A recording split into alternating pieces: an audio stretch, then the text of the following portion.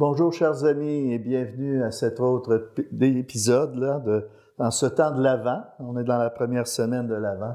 Cet autre épisode de Jésus nous parle aujourd'hui. Il y a quelque chose d'important à nous dire dans son évangile et c'est ce qu'on va regarder dans Matthieu 15, versets 29-37 en ce mercredi 4 décembre. Nous allons regarder un peu, on va plonger dans cette deuxième multiplication des pains que saint Matthieu va nous commenter, nous suggérer. Alors, disposons-nous à accueillir cette belle parole de Dieu. Jésus, le roi des rois, c'est Jésus, le bon pasteur.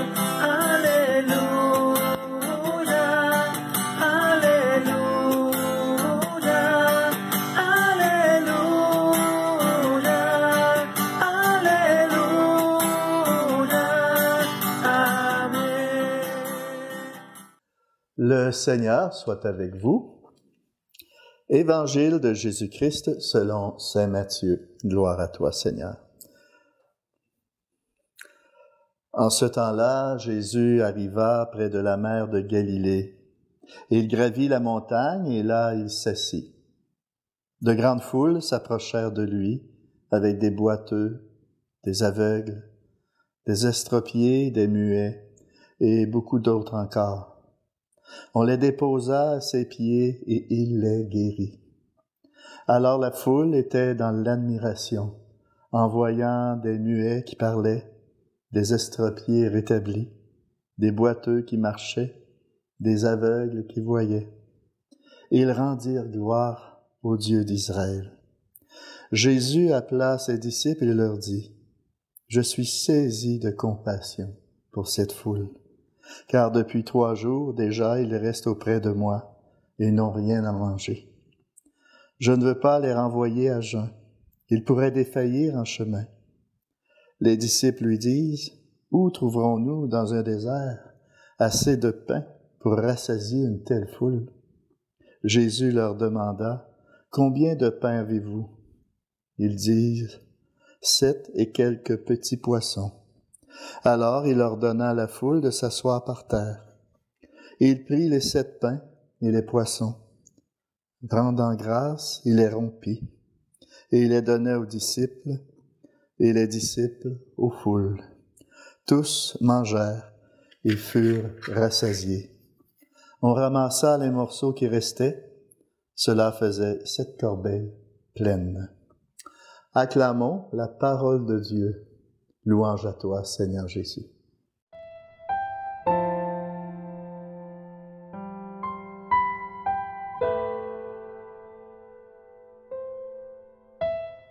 Alors, chers amis, nous voilà situés dans cette deuxième multiplication des pains qu'on voit dans le Nouveau Testament. Ce sont des grandes foules qui s'approchent de Jésus, comme vous le faites ce matin à travers cette écoute de l'Évangile aujourd'hui. On s'approche de Jésus en méditant sa parole. Jésus désire que son message parvienne à tous. Et bien qu'il commence à prêcher aux disciples dans ce passage de l'Évangile, il sait qu'à travers eux, ce message arrivera aux foules de tous les temps. Lorsque Jésus contemple les foules de Galilée, son regard transcende l'espace et le temps. Déjà, il sait que ça va parvenir jusqu'à nous aujourd'hui et dans les siècles à venir.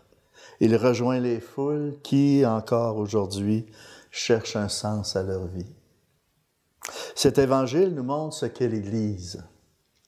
Elle est la présence de Jésus au milieu d'un peuple. Tant que Jésus restait sur la terre, sa présence était limitée. C'était limité à son corps physique. Il s'était fait homme. Maintenant que Jésus est ressuscité auprès de son Père, est réellement vivant en chacun de nous par notre baptême, sa présence se répand sur toute la terre. Il est là où un chrétien est présent.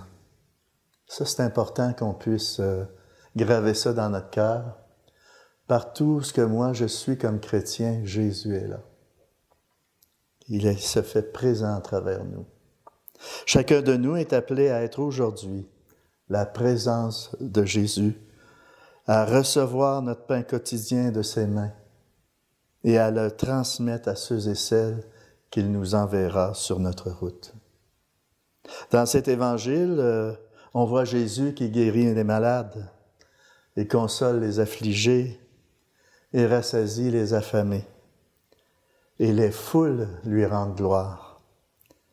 Comment ne pas penser à l'Église de tous les temps, aux saints d'hier et d'aujourd'hui qui ont mis en pratique la parole de Jésus.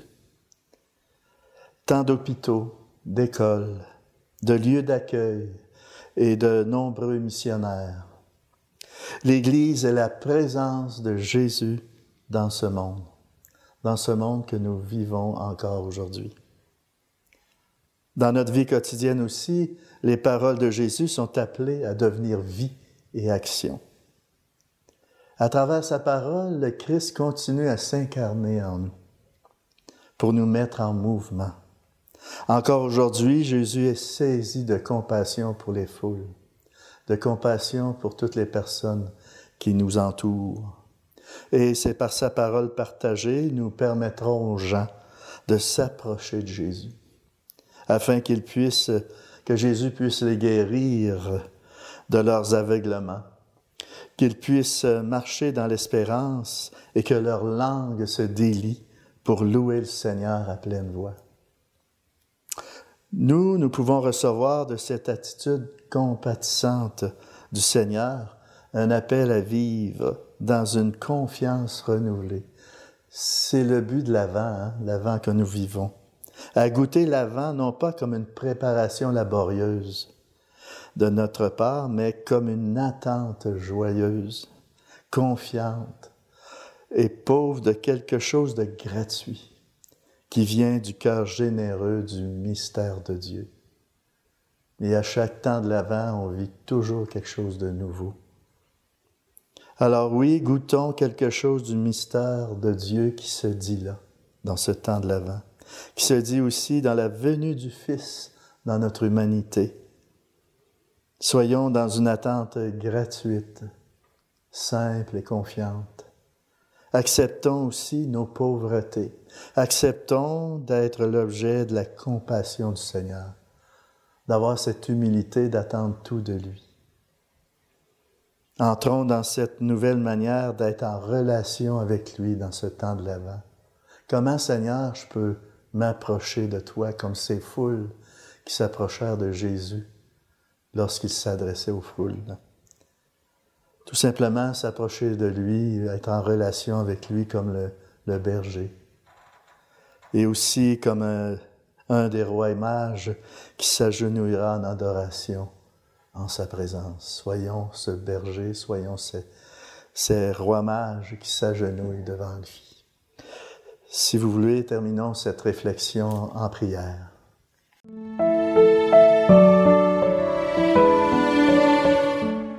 Seigneur, apprends-moi à aimer ton Église, à voir en elle la prolongation de ton incarnation dans ce monde qui en a tant besoin. Que je puisse aussi, en t'accueillant sans résistance, te rendre présent là où tu m'appelles aujourd'hui. Amen. Et c'est la grâce que je vous souhaite avec cette bénédiction. Soyez remplis de sa vie au nom du Père, du Fils et du Saint-Esprit. Amen. Bon temps de l'Avent tout le monde. Et à la prochaine.